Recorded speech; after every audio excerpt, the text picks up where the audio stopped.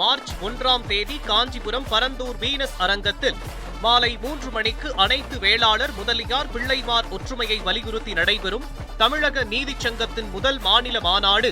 அழைக்கிறார் நிறுவன தலைவர் காஞ்சி தமிழன் டாக்டர் என் கார்த்திகேயன். அனைவரும் அலைக்கடல் என திரண்டு வாரி வாரி. நாங்கள் திமுகவை தவிர வேறு யாரிடம் பேச்சுவார்த்தையை நடத்தலைன்றாரு.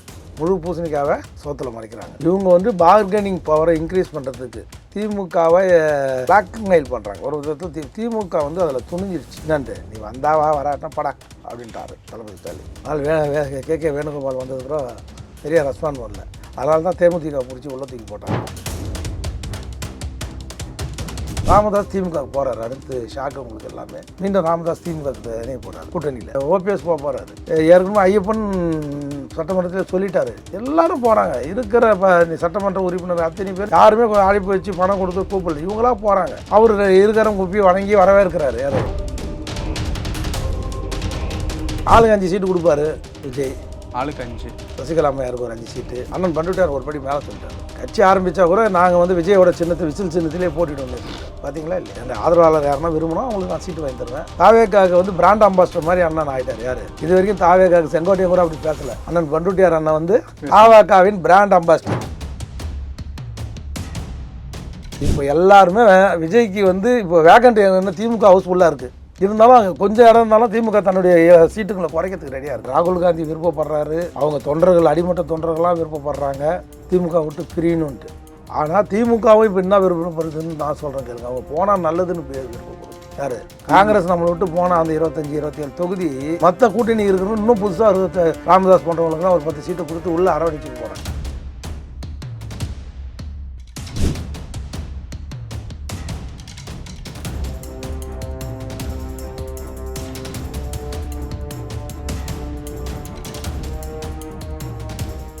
ரியல் ஒன் நேயர்களுக்கு வணக்கம். இன்று நம்மளுடைய நேர்காணலுக்கு திரு ஆவின் வைத்தியநாதன் அவர்கள் இணைஞ்சிருக்காங்க. சார் வணக்கம். வணக்கங்க.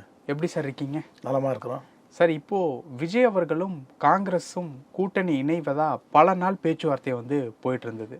இதில் ஒரு விஷயம் வந்து சொல்லப்படுது. கிரீஷ் ஷோடங்கர் அவர்கள் வந்து எதர்ச்சியாக ஒரு வார்த்தையை வந்து விட்டுருந்தார். நான் காங்கிரஸினுடைய கூட்டணி ரிலேட்டபிளாக விஜயுடன் பேசியது உண்மைதான் அப்படிங்கிற மாதிரி ஒரு வார்த்தையை வந்து விட்டுருந்தாரு. அது செய்தியாளர் மத்தியில் இப்போ வந்து பெரிய ஒரு பரபரப்பாக போயிட்டு இருந்தது. இது குறித்து காங்கிரஸ் நபர்கள்கிட்ட கேட்கும்போது, குறிப்பாக விஜய் வசந்த் எம்பி கிட்ட கேட்கும்போது, அவர் அப்படி சொன்னது, அதாவது கிரீஷ் ஷோடங்கர் அப்படி சொன்னது அவருடைய தனிப்பட்ட கருத்து அப்படிங்கிற மாதிரி வந்து சொல்கிறாங்க. உண்மையிலே பின்னணியில் என்ன நடக்குதுங்கிறது அரசியல் பிரபுவங்களோட ரொம்ப ஒரு நெருக்கமான உறவில் இருக்கக்கூடிய உங்களுக்கு ரொம்ப நல்லாவே தெரியும். என்ன நடக்குது சார்? நம்ம ஏற்கனவே ரியல் ஒன்றில் இதை பதிவு பண்ணியிருக்கிறோம். காங்கிரஸ் வந்து திமுகவை விட்டு கடைசி வரைக்கும் வராது. இப்போது அந்த ஏன்னா அவர் வந்து பேசுனது அவர் தனிப்பட்ட இதுன்னு சொல்லி விஜய் வசந்த் எம்பி சொல்கிறாரு. செல்வப்பிரதங்க என்ன சொல்கிறாரு? நாங்கள் திமுகவை தவிர வேறு யாரிடம் பேச்சுவார்த்தையை நடத்தலைன்றாரு. முழு பூசணிக்காவை சாப்பாட்டில் மறைக்கிறாங்க, சோத்தில் மறைக்கிறாங்க.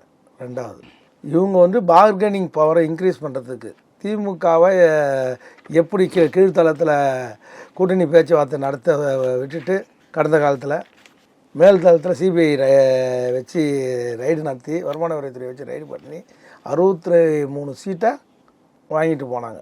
நம்ம கடந்த கால வரலாறு நம்மளுக்கு தெரியும். அதே மாதிரி பிளாக்மெயில் பண்ணுறாங்க. ஒரு விதத்தில் திமுக வந்து அதில் துணிஞ்சிருச்சு. என்னன்ட்டு நீ வந்தாவா வராட்டா படா அப்படின்ட்டாரு தளபதி ஸ்டாலின். அதனால் கே வேணுகோபால் வந்ததுக்கப்புறம் பெரிய ரெஸ்பான்ஸ் வரல. அதனால தான் தேமுதிக பிடிச்சி உள்ள தூக்கி போட்டாங்க. Okay sir. இப்போது அப்படி பார்த்தா தாவேகா காங்கிரஸ் கூட்டணி கிடையாதுன்னு நான் சொல்லலை. ஆரம்பத்துலேருந்து சொல்கிறேன். அவங்க வந்து ராகுல் காந்தி விருப்பப்படுறாரு. அவங்க தொண்டர்கள் அடிமட்ட தொண்டர்கள்லாம் விருப்பப்படுறாங்க திமுக விட்டு பிரியணுன்ட்டு. ஆனால் திமுகவும் இப்போ என்ன விருப்பப்படுதுன்னு நான் சொல்கிறேன் கேளுங்க. அவங்க போனால் நல்லதுன்னு விருப்பப்படுது. யார் காங்கிரஸ் நம்மளை விட்டு போனால் அந்த 25-27 தொகுதி மற்ற கூட்டணி இருக்கணும். இன்னும் புதுசாக ராமதாஸ் போன்றவங்களுக்குலாம் ஒரு 10 சீட்டை கொடுத்து உள்ளே அரவணைச்சிக்க போகிறாங்க. ராமதாஸ் திமுக போகிறாரு. அடுத்து ஷாக்கு உங்களுக்கு எல்லாமே. மீண்டும் ராமதாஸ் திமுக போகிறாரு கூட்டணியில். இப்படி ஒவ்வொருத்தராக திமுக போயிட்டே இருக்கிறாங்க. இங்கே அண்ணன் எடப்பாடியார் வந்து பெரிய கட்சி நம்மளோட கூட்டணிக்கு வரப்போகுதுன்னாரு. எந்த பெரிய கட்சி இது வரைக்கும் வரலையே. நோட்டாவோட கீழே ஓட்டு இருக்கிற சக்தி தான் பிஜேபி. அந்த தான் வந்தது. அப்போ மட்டும் 18% 11% பிஜேபி இப்படி வந்துன்னு கேட்காதீங்க. அது முழுக்க முழுக்க அண்ணாமலை தளபதி ஸ்டாலின் அமைச்சரவையை எதிர்த்ததன் காரணமாக வந்தது. இப்போ அண்ணாமலையும் எடப்பாடியார் வந்து அங்கே எடுக்கக்கூடாதுன்னு சொல்லி எடுத்ததுனால இப்போ பிஜேபியே காணாமல் போயிடுச்சு தமிழ்நாட்டில் தான் சொல்லணும். அது வந்து ஒரு பெரிய அலைன்ஸாக இல்லை. வேறு யார் இருக்காங்க சொல்லுங்கள் வர்றதுக்கு? உங்கள் கட்சி சேர்ந்துட்டு நாளாக சேர்ந்துட்டு போயிருக்கு, அதை ஒருங்கிணைக்க மாட்டுறாரு. சட்டமன்ற உறுப்பினராக இருக்கிறவங்க ரிசைன் பண்ணிட்டு போகிறாங்க, பென்ஷன் கூட வேணான்ட்டு. மனோஜ் பாண்டியன் போகிறாரு, ஆனால் இப்போ ஓபிஎஸ் போகிறாரு. ஏற்கனவே ஐயப்பன் சட்டமன்றத்தில் சொல்லிட்டாரு. எல்லாரும் போகிறாங்க. இருக்கிற சட்டமன்ற உறுப்பினர் அத்தனை பேரும் திமுக யாருமே அழைப்பு வச்சு பணம் கொடுத்து கூப்பிடல, இவங்களாம் போகிறாங்க. அவர் இருக்கிறவங்க குப்பி வணங்கி வரவேற்கிறாரு. யார்? ஒரு முதல்வர். தளபதி கலைஞர் ஐயா கிட்ட கூட அந்த மாதிரி பாச பிணைப்போடு இல்லை. கலைஞர் ஐயா கூட திமுக காரனா முக்கியத்துவம் கொடுப்பார், அண்ணா திமுக காரனா கொஞ்சம் ஓரம் தான் வைப்பார்ட்ட. ஆனால் தளபதி ஸ்டாலின் அப்படி கிடையாது. அண்ணா திமுகவையும் திமுக காரனையும் சமமாக பார்க்குற ஒரு தளபதியோட தலைமையாக இருக்குது. அதனால தான் இத்தனை பேர் போகிறான். உண்மையிலேயே அவர் திராவிடர் மாடலுக்கு ஒரு அத்தாட்சி முதிரை பதித்தவர் யாரானா தளபதி ஸ்டாலின். ஓகே, அதை வந்து வேல்முருகன் கூட பதிவு பண்ணார், எல்லாரும் ஒரு சட்டமன்றத்தில் பண்ணார். எல்லாரும் கலந்து பேசுவாங்க. எல்லாரும் அதிமுக சட்டமன்ற உறுப்பினரும் மந்திரிங்கிட்ட பேசுவாங்க, மந்திரிகளும் அதிமுகவர்கிட்ட பேசுவாங்க. ஒரு முறை கேகேஎஸ் சார் சொன்னாராம், நான் பார்த்தேன் மந்திரியில் ஒரு ஹோட்டலில் சாப்பிடும்போது அவர் வந்தார். என்ன தம்பி ரத்தத்தின் ரத்தம் வந்திருக்குன்னாரு. என்ன நான் எப்படின்னா இருக்கேன், அங்கே எப்படின்னா செட்டேன். இல்லைப்பா அதெல்லாம் ஒன்றும் இல்லைப்பா, நான் தளபதி அப்பப்போ கேட்பார், எங்கள் ஆளுங்க கட்ட பேசுவான் அதிமுக காரங்களாம் பார்த்து கட்டி போச்சு. என்ன ரத்தத்தின் ரத்தமா பாசமானு கேட்பார், உடன்பிறப்பான்னு கேட்பார் தளபதி ஸ்டாலின். நான் சொன்ன உடன்பிறப்பு இல்லைங்க, அது என்னுடைய ரத்தத்தின் ரத்தங்க அவங்களாம் அப்படின்னு சிரிப்பார். அது மாதிரி வந்து நம்ம அதிமுகவில் வந்து ஃப்ரீயாக இருக்க மாட்டோம், தளபதி ஏற்றுப்பார். இப்போது காங்கிரஸ் இந்த டவுட்டில் இருக்காங்க அப்படின்னா, இப்போ விஜய் அவர்களோட கூட்டணி வைக்கிறது வந்து சசிகலா, அதுக்கப்புறம் வந்து இப்போ பண்ருட்டி ராமச்சந்திரன், இவங்க எல்லாம் ஆரம்பிச்சிருக்கக்கூடிய அந்த புது கட்சி தான் விஜய் அவர்களோட சேரப்போகுது. ஆளுக்கு 5 சீட்டு கொடுப்பாரு விஜய். ஆளுக்கு 5. சசிகலா அம்மையாருக்கு ஒரு 5 சீட்டு. அண்ணன் பண்ருட்டியார் ஒரு படி மேலே சொல்லிட்டார். கட்சி ஆரம்பித்தா கூட நாங்கள் வந்து விஜயோட சின்னத்தை விசில் சின்னத்திலே போட்டிட்டோம்னு சொல்லிட்டார். பார்த்தீங்களா இல்லையா? என் ஆதரவாளர் யாருன்னா விரும்பினா அவங்களுக்கு நான் சீட்டு வாங்கி தருவேன். அவங்க வந்து தாவேக்காவுக்கு வந்து பிராண்ட் அம்பாசிடர் மாதிரி அண்ணன் ஆகிட்டார். யார் இது வரைக்கும் தாவேக்காவுக்கு செங்கோட்டையும் கூட அப்படி பேசலை. அண்ணன் பண்ருட்டியார் அண்ணன் வந்து தாவேக்காவின் பிராண்ட் அம்பாசிடர். அன்னைக்கு விஜயகாந்த், இன்னைக்கு விஜய். அன்றைக்கி விஜயகாந்த் கூட இப்படி பேசுனதா எனக்கு தெரியல. விஜயகாந்த் கூட இவ்வளோ தூரம் உயர்த்தி பேசுனதை நான் பார்க்கல. அன்றைக்கி தந்தி டிவியினுடைய நிகழ்ச்சியாக இருக்கட்டும், புதிய தலைமுறையாக இருக்கட்டும், 1.5 மணி நேரம் அந்த ஸ்பீச் வந்து தமிழ்நாட்டையே ஒரு அதிர்வலையை உருவாக்கியிருக்கார். விஜய் கேள்விக்கு விஜயால் கூட இவ்வளோ அழகாக லாபகமாக பதில் சொல்லியிருப்பாருன்னா இல்லை. நாஞ்சில் சம்பத்து சொல்லியிருப்பாருன்னா கண்டிப்பாக முடியாது. அண்ணன் செங்கோட்டையன் சொல்லியிருப்பாருன்னா முடியாது. புஷி அண்ணன் சொல்லியிருப்பாருன்னா முடியாது. ஆதவராஜனை சொல்லியிருப்பாருன்னா கண்டிப்பாக முடியாது.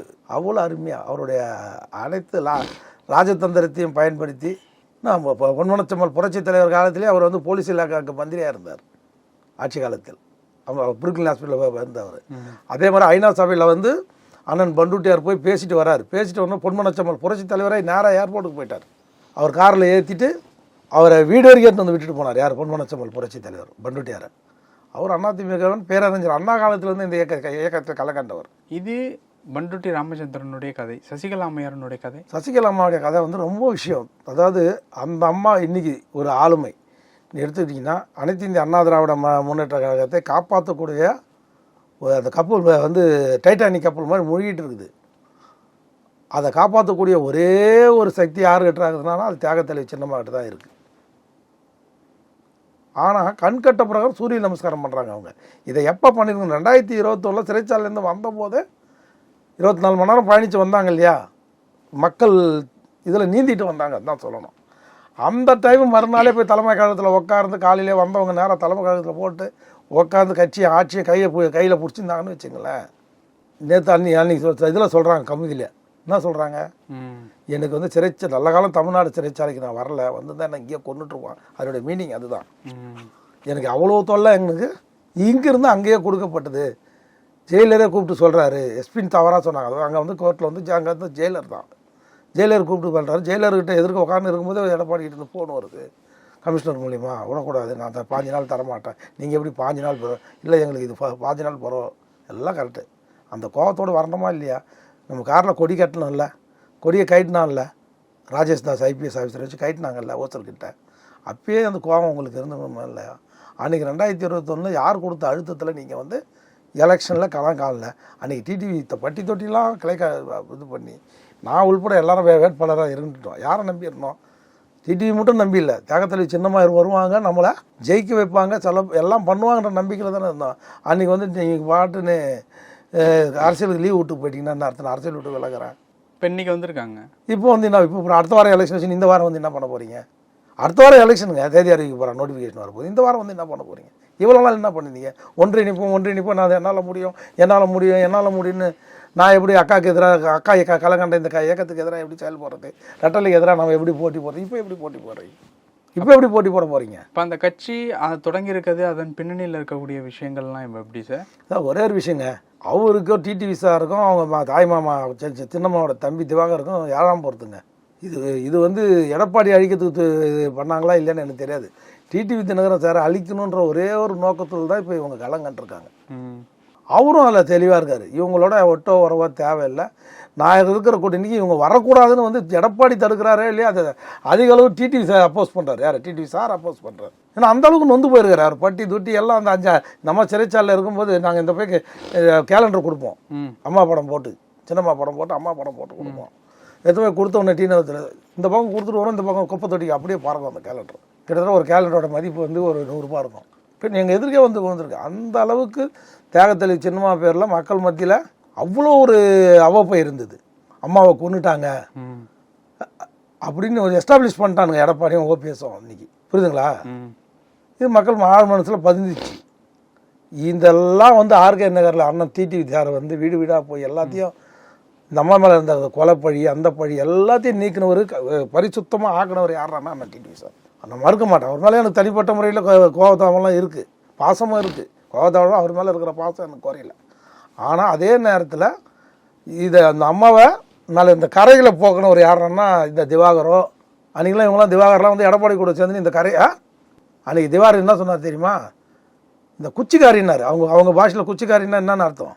தஞ்சாவூர் பாஷையில் ஆமாம் குச்சிக்காரின்னாரு. ரொம்ப அவமதிக்கக்கூடிய ஒரு வார்த்தை, கொச்சையான வார்த்தை. ரொம்ப அதாவது எப்படி சொல்கிறது, விபச்சாரின் விட மோசமான ஒரு வார்த்தையை யார் பயன்படுத்துவார்?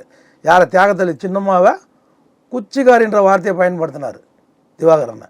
பயன்படுத்திக்கலாம், சொந்த அக்காவை அது மாதிரி சொல்லலாமா? அதெல்லாம் தாங்கிக்கின்னு அந்த அம்மாவுக்குன்னு ஒரு இடம், பொதுச் செயலாளர் இவர், அந்த அம்மாவுக்குன்னு தலைவர் பதவியை ஒதுக்கி வச்சு அவ்வளோ அமமுக வந்து கொஞ்சம் நெஞ்சம் சிரமப்படலைங்க. உயிரை பணையம் வச்சு அந்த அம்மா மேலே இருக்கிற கொலைப்பள்ளி அந்த பள்ளி எல்லாத்தையும் கழுவினார். யார்? TTV sir. வந்து அதில் உழைச்ச அத்தனை பேர், இன்னொரு அத்தனை பேர் உழைச்ச அத்தனை பேர் அரியணை ஏறுற அந்த 2021 தேர்தலில் டக்குன்னு டிடிவி சாரோட ஆலோசனை பண்ணாமல் யார் குச்சிக்காரின்னு சொன்னானோ, எந்த திவாகர் குச்சிக்காரின்னு இந்த அம்மா வந்து சொந்த சகோதரியை சொன்னானோ அவங்க கூட சேர்ந்து இந்த அம்மா எலெக்ஷனை பைகாட் பண்ணிடுச்சு. அன்றைக்கி மட்டும் இந்த அம்மா எலெக்ஷனை பைகாட் பண்ணாமல் அமமுக தலைமை பொறுப்பு ஏற்று இந்த அம்மா தமிழ்நாடு ஃபுல்லாக சுற்றுப்பயணம் பண்ணியிருந்தாங்கன்னா அது குறைஞ்சது ஒரு 25 சட்டமன்ற உறுப்பினர் வந்து இருந்திருப்பாங்க. அந்த திமுக மீண்டும் ஆட்சிக்கு வந்திருக்காது. புரியுதுங்களா? அந்த அளவுக்கு இந்த அம்மாக்கிட்ட பொட்டன்ஷியல் இருந்தது. எந்த ஒரு டாபிக் கொடுத்தாலும் 2 மணி நேரம் 2.5 மணி நேரம் விவாதிப்பாங்க. அவ்வளோ அம்மாவுக்கு எவ்வளோ நாலேஜ் இருக்கும், அதை விட அதிகமாகவே இருந்ததுன்னு சொல்லுவார் அந்த சின்னம்மாக்கிட்ட. நான் பார்த்த சின்னம்மா அவ்வளோ நாலேஜபிள். திடீர்னு சந்தர் பல்ட்டி அடித்தாங்க. அங்கே தான் வாழ்க்கையில் முதல் நிறைய சர்க்கிளில் பதிந்து வச்சாங்க. சிறைக்கு போயிட்டு வந்தோன்னு சறுக்குன முதல் சர்க்கிள் வந்து தியாகத்தளி சின்னம்மா அங்கே சறுக்குனாங்க. அதில் இடிஞ்சு போயிட்டார். யார்? TTV sir. மலை போல் நம்பியிருந்தார் அம்மாவை. எனக்கு வந்து அப்போ ராமவரந்தமாக வரும்போது எனக்கு ராமவரம் பாயிண்ட்டு எம்ஜிஆர் தோட்டம் இன்சார்ஜ் பெங்களூர்லேருந்து ஃபோன் பண்ணுறார், ராமவரம் பொறுப்பு வைத்திக்கிட்ட கொடுங்க. யார்? வரிகாலன்ட்ட சொல்லி என்கிட்ட டிடிவி சார் கரெக்டாக பண்ணு அப்படின்னு சொல்லி அம்மா வரவேற்பு கொடுக்குறதுக்கு. எனக்கு எம்ஜிஆர் தோட்டத்தில் வரவேற்பு. விடிய காலம் 4-5க்கு அந்த அம்மா வந்தாங்க. அவ்வளோ கூட்டம், கட்டுக்கணக்காத கூட்டம் ராமவரம் ஃபுல்லாக. அதுக்கப்புறம் அந்த அம்மாவை கூப்பிட்டு டிடிவி சாரை கூப்பிட்டு போகிறோம் அந்த தோட்டத்துக்கு. அவ்வளோ இது. அப்புறம் அம்மா வந்தாங்க, சின்னம்மா வந்தாங்க, அந்த பிள்ளைகளோட இருந்தாங்க. 2008 புரட்சி தலைவர் அம்மாவை ராமவரம் தோட்டத்துக்கு கூப்பிட்டு போனேன் நான். 1 லட்சம் புரட்சி தலைவர் இருக்கும்போது அந்த தோட்டத்துக்குள்ள வர முடியாது. அவங்க நான் தைரியமாக கூப்பிட்டு போய், ஏன்னா அவ்வளோ சண்டை அவங்களுக்குள்ள சகோதரிங்களுக்குள்ள எல்லாத்தையும் சரி பண்ணி இன்றைக்கி வந்து நாளைக்கு எலெக்ஷன் வச்சுக்கின்னு இன்றைக்கி வந்து புதிய கட்சி தொடங்கி என்ன பண்ண போகிறீங்க? அதான் உங்களோட கேள்வி. ஓகே. அது இல்லாமல் ஒரு 25 சட்டமன்ற உறுப்பினர்கள் பட்டியலின மக்கள் மற்ற வசதி இல்லாத சட்டமன்ற உறுப்பினர் அந்த 65 பேரில் 25 பேர் நம்மகிட்ட வரேன்னாங்க அம்மாட்ட. யார்கிட்ட? சின்னம்மாட்ட. அதில் எம்சி சம்பத்து, எம்சி சம்பத்து, அப்புறம் பொன்னையன், செங்கோட்டை அண்ணன், ராஜேந்திர பாலாஜி, இவங்க அத்தனை பேரும் சின்னம்மாவுக்கு ஆதரவாக தான் இருந்தாங்க. அந்த இங்கே போயிருந்தோம், எங்கள் விளாத்தியிலேருந்து அவங்க கணவர் ஊர் இருக்காங்க குலதெய்வம் கோயிலேருந்து வேலு யாத்திரைன்னு சொல்லி நம்ம திருச்செந்தூருக்கு போனோம் அம்மா விட்டுட்டு. அந்த டைமில் எல்லோரும் லைனில் வந்துட்டாங்க. நாங்கள் எல்லோரும் திருச்செந்தூருக்கு வந்துடுறோம். அம்மாவை ஊன்னு சொல்லுங்கள் ஒரு வார்த்தை. கிளம்பி வாடா செங்கோட்டைன்னு என்கிட்ட ஒரு வார்த்தை சொல்லுங்கள் ஃபோனில். அம்மா ஒரு வார்த்தை சொல்லுங்கம்மா. ஏன் எல்லோரும் உங்கள்கிட்ட பேசுகிறாங்க? பொண்ணையும் கூட நைட்டு 9 மணிக்கு வரேன்றாருமா. இவங்க எல்லாம் அந்த நீதியரசரை செட் பண்ணிட்டாங்கம்மா. யார்? எடப்பாடி. அவர் நம்ம அவருக்கு பொன்னையன் இருக்கும்போது லா மினிஸ்டர் இருக்கும்போது அவரை மேஜிஸ்ட்ரேட் அப்பாயின்மெண்ட் கொடுத்தவர். அதை செட் பண்ணதை உடச்சி நான் கரெக்ட் பண்ணி தரேம்மான்னு யார் சொல்கிறாரு? பொன்னையன் சொல்கிறாரு முன்னால் வச்சு. அம்மா எல்லாம் சொல்கிறேன். ஏன் வைத்திக்கிட்டே அவங்க அத்தனை பேரும் வேணாம். அங்கே வந்து அம்மா கிட்ட இருந்து ஒரே ஒரு அரசியல் முகம் நான் தான். என்கிட்ட பேசாமல் யார்கிட்ட பேசுவாங்க? அப்புறம் கூப்பிட்டாங்க கோயிலுக்கு போய் திருச்செந்தூர் கிளம்பி போயிட்டு வருவோம், வந்து பார்த்துக்கலாம், யாரையும் வர வேணான்னு சொல்லுனாங்க. யார? அன்னூர் ராஜா 3 முறை வந்து அம்மாவை ரகசியமாக சந்திச்சார். இப்போ இருக்கார் ராம்நாத் அன்னூர் ராஜா. இப்போ திமுகவில் இருக்காரு. அதுதான் சொல்ல வரேன். எல்லாம் சின்னம்மா கிட்ட வந்தாங்க. வந்துட்டு எல்லார்ட்டையும் சின்னம்மா சொன்னேன் ஒரே ஒரு வார்த்தை, நான் தான் அதிமுக வரப்போறேன். எவ்வளோ கான்ஃபிடென்ட்டாக சொல்கிறாங்க பாருங்க. நான் தான் மீண்டும் அதிமுக உள்ள வரப்போறேன், நீங்களாம் எதுக்கு வெளில வரீங்க? வரவங்க அத்தனை பேரையும் தெரியாத எடப்பாடி சேர்க்க மாட்டான்னு. சரி, இப்போ அந்த விஜயனுடைய பேச்சுவார்த்தை சசிகலா அது எப்படி சார் இருக்கு? அதுதாங்க இப்போ எல்லாருமே விஜய்க்கு வந்து இப்போ வேகண்ட் என்ன திமுக ஹவுஸ்ஃபுல்லாக இருக்குது. இருந்தாலும் கொஞ்சம் இடம் இருந்தாலும் திமுக தன்னுடைய சீட்டுங்களை குறைக்கிறதுக்கு ரெடியாக இருக்குது. ஃபஸ்ட்டு 200 நிற்கணும்னாங்க, அப்புறம் 180னாங்க, இப்போ 160னாங்க, இப்போ 150 140 நிற்கிறதுக்கு திமுக தயாராகிடுச்சு. ஆனால் எல்லாரையும் அக்காமடேட் பண்ண ஒரு திரும்ப கூட தளபதி ஸ்டாலின் விடுறதுக்கு தெரியாது. இல்லை இந்த பக்கம் அன்புமணி இருக்காரா, இந்த பக்கம் ராமதாஸை கூப்பிடு, இந்த பக்கம் தேமுதிக, அதுக்கு ஒரு 1/2% ஓட்டு கூட இல்லை தமிழ்நாடு ஃபுல்லாக. அது பேரே பொட்டி கட்சி. அந்த அம்மாவுக்கு ஏதோ பொட்டி எங்கிட்டே கொடுத்து இது வரைக்கும் திமுக வந்து கலைஞர் ஐயா இருந்த வரைக்கும் இந்த பொட்டி சவகாசமே கிடையாதுங்க. எதையோ ஒன்று ஏவா வேலை விட்டு பேசி தெலுங்கில் பேசி அதை பேசி கரைச்சி பொட்டி கொடுத்தாங்க. மற்ற சப்ளையன் சர்வீஸ் அவனுக்கு ஒருத்தன் குட்டி கொடுத்தாங்க. யாருக்கு? அவன் தம்பி ஒருத்தங்கிறான் பாருங்க, சுதீஷ். அவருக்கு இல்லை ரொம்ப கட்சி இயக்கத்துக்கு ரொம்ப பாடுபட்டவர். அவருக்கு ராஜ்யசபா கொடுக்கணும். இதுதான் ஆஃபர். 200 கோடி பொட்டி. எவ்வளோ? 200 கோடி பொட்டி. நான் எப்படி ஆயுதம் திருத்தமாக சொல்கிறேன்னு வச்சுங்க, கம்மி நான் சொல்கிறது. அமமுக தேர்தலில் நிற்கும் போதே, நான் 2021 1000 விளக்கில் நிற்கும் போதே 100 கோடி பேசி 50 கோடி அட்வான்ஸ் கொடுத்துட்டோம். எவ்வளோ? 100 கோடிக்கு 50 கோடி கொடுத்துட்டோம். தேர்தலுக்கு பிரச்சாரத்துக்கு வாங்க, எங்கள் தொகுதிக்கு வாங்கன்னா மிச்சம் 50 கோடி கையில் கொடுத்தா தான் வரும்னு கடைசி வரைக்கும் வரலைங்க. விஜயகாந்த் கூப்பிட்டு வரலைங்க ஒரு தொகுதிக்கு. யார்? பிரேமலதா. அதான கட்சி தான் அமமுக. அவரால் பேரட்டி கட்டி எடுத்து போய் சைதாப்பட்ட செந்தமன் தான் எடுத்து போய் கொடுக்குறாரு. அதெல்லாம் புரிதா இல்லைங்களா நான் சொல்கிறது? எவ்வளோ மோசமான ஒரு சின்ன கட்சிக்கே இவ்வளோனா ஆளுங்கட்சியாக இருக்க திமுக கிட்ட எவ்வளோ பெரிய பேரம் நடந்திருக்கும் நீங்கள் கணக்கு போட்டு பாருங்கள். நான் சொல்கிறது சொற்ப தொகை 200 crores மினிமம்.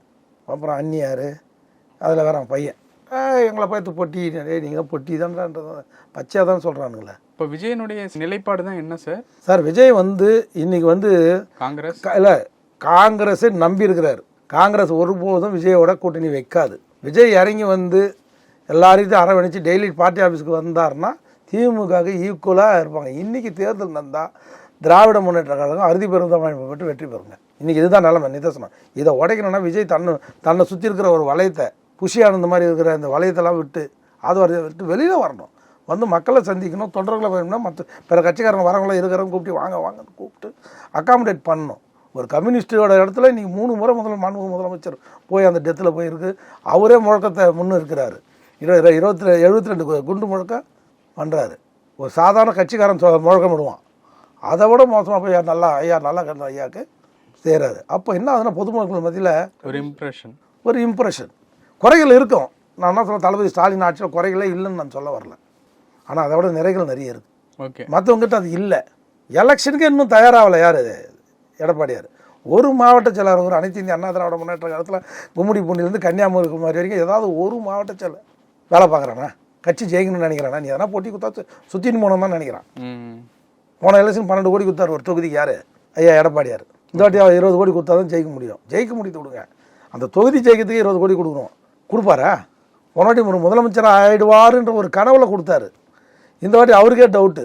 முதலமைச்சர் ஆகுதால் அட்லீஸ்ட் எதிர்கட்சி தலைவராது வருவாரா? அதுவே விஜய்க்கு தான் இருக்குது. 3வது இடத்துக்காவது வருவாரா? 3வது இடம் வந்து அனைத்து இந்திய அண்ணா திராவிட சொல்கிறதுக்கே கஷ்டமாக இருக்குது, வேதனையாக இருக்குது. தாவேக்காவுடன் சீமான் கட்சியோட போட்டியில் நிற்கிறார். அவர் ஒரு எதிர்கட்சிக்கு போட்டியாக இருக்கலாம், இல்லை ஆளுங்கட்சிக்கு போட்டியாக இருக்கலாம். இவர் எந்த இடத்துல நிற்கிறாரு? பின்தங்கி நிற்கிறாரு. அனைத்து இந்திய அண்ணா திராவிட முன்னேற்ற கழகத்தில் இப்படி ஒரு வரலாற்று படை அனைத்து இந்திய அண்ணா திமுக வீழ்ச்சி அடைய போகுதுன்றதுக்கு இதை விட ஒரு கடைசி அத்தியாயத்தை நோக்கி போயிட்டு இருக்குது. பொன்மனச்சம்மல் புரட்சித் தலைவர் கலங்கண்ட இந்த அதிமுகவை சவக்குழிக்கு தள்ள போகிறார் எடப்பாடியார் அவர்கள். அப்படி வீண் பிடிவாதம், வீண் பயம். யாராலையோ நாளைக்கு இவன் நம்மளுக்கு எடுத்துருவானோ, உனக்கு பயம் எதுக்கு? நீ தான் முதலமைச்சர், நான் தான் பொதுச் செயலாளர், என்னை ஏற்றுக்கிறோங்க. யார் வேணாலும் சின்னம்மாலேருந்து பெரியம்மாலேருந்து கேசி பழனிசாமிலேருந்து ஓபிஎஸ்லேருந்து யார் வேணாலும் வாங்கப்பா, அவங்க தகுதிக்கும் திறமைக்கும் ஏற்ற பதவி கொடுக்குறேன்பா. அப்படின்னு தளபதி ஸ்டாலின் அரவணைக்கிற மாதிரி நீ ஒரு வார்த்தை கூட இது வரைக்கும் சொல்ல மாட்டேன். பேரளவு கூட நீ சொல்ல மாட்டிய. இந்த 3 பேர் வேணாம், இந்த 4 பேர் வேணாம், ஏன் பயப்படுற? யார் வேணாலும் வரட்டுமே. ஆரம்பத்தில் நம்ம பதிவு பண்ணோம், என்ன சொன்னோம்?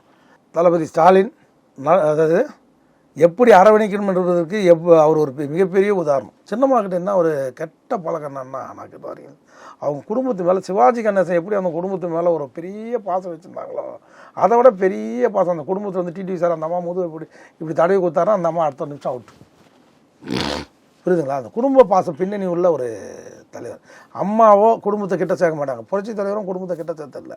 இவங்களுடைய வீழ்ச்சிக்கு முக்கிய காரணம் இவங்களுடைய குடும்ப உறுப்பினர் தான். ஓகே, தியாகத்தலைவி சின்னம்மா இன்னைக்கு சைன் பண்ண முடியறதுக்கு காரணம் என்னன்னா, இவ்வளோ பெரிய லீடர் இன்னைக்கு ஃபெயிலியர் ஆகிறாங்கன்னா அதுக்கு அவங்க குடும்பத்து மேலே வச்சிருக்க பாசம் அந்த குடும்ப உறுப்பினர் ஒருத்தம் கூட சரி கிடையாது. ஓகே, புரியுதுங்களா? நவகிரகம் மாதிரி அவனுங்க யாரும் ஒருத்தனுக்கு ஒருத்தன் அவனுக்குள்ளேயே சரி நம்ம அண்ணன் ஒருத்தன் உள்ள இருக்கட்டுமே நினைக்க மாட்டான்.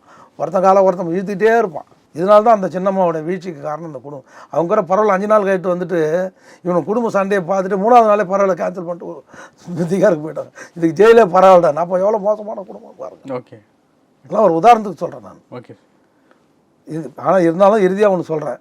இந்த முழுக போகிற அனைத்து இந்திய அண்ணா திராவிட என்ற கப்பல் அதை காப்பாற்றக்கூடிய ஒரு மாலுமி யாரானா அது இன்னைக்கு தியாகத்தலைவி சின்னம்மா தான். அவங்கள விட்டு அனைத்து இந்திய அண்ணா திராவிட முன்னேற்ற கழகத்தை காப்பாற்றுறதுக்கு ஆள் கிடையாது. பல விஷயங்கள் பேசணும். நன்றி.